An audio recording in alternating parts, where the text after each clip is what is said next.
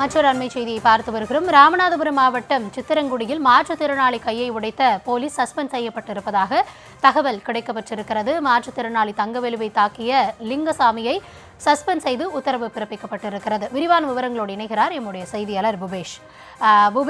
கூடுதல் விவரங்கள் என்ன?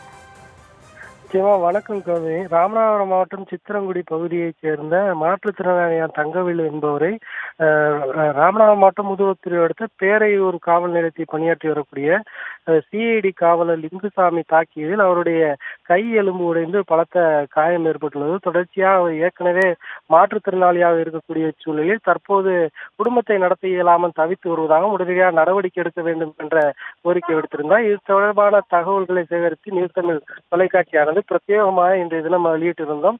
இந்த அடிப்படையில் தற்போது செய்தி வெளியாக இருக்கக்கூடிய சூழலில் அந்த பேரையூர் காவல் நிலையத்தில் பணிபுரியக்கூடிய சிஐடி காவலர் லிங்குசாமியை பணியிடை நீக்கம் செய்து உத்தரவானது பிறப்பிக்கப்பட்டுள்ளது. அந்த காவலர் அந்த மாற்றுத்திறனாளி தங்கவேலை தாக்கியது தொடர்பாக வழக்கு பதிவு செய்யப்பட்டுள்ள சூழலில் இந்த விவகாரம் தொடர்பாக தொடர்ச்சியாக அந்த சம்பந்தப்பட்ட காவல் நிலையத்தில் தொடர் விசாரணை நடைபெற்று வருவதாகவும் தற்போது இருக்கக்கூடிய அண்மை தகவலானது அந்த பேரையூர் காவல் நிலைய சிஐடி காவலர் லிங்குசாமி தற்போது பணியிடை நீக்கம் செய்யப்பட்டிருப்பது குறிப்பிடத்தக்கது. ராமநாதபுரத்தை அடுத்த முதுகுளத்தூர் சித்திரங்குடி கிராமத்தைச் சேர்ந்த மாற்றுத்திறனாளி தங்கவேலை தாக்கிய விவகாரம் தொடர்பாக தற்போது அந்த சிஐடி காவலர் லிங்குசாமி பணியிடை நீக்கம் செய்யப்பட்டுள்ளார். கௌதமி.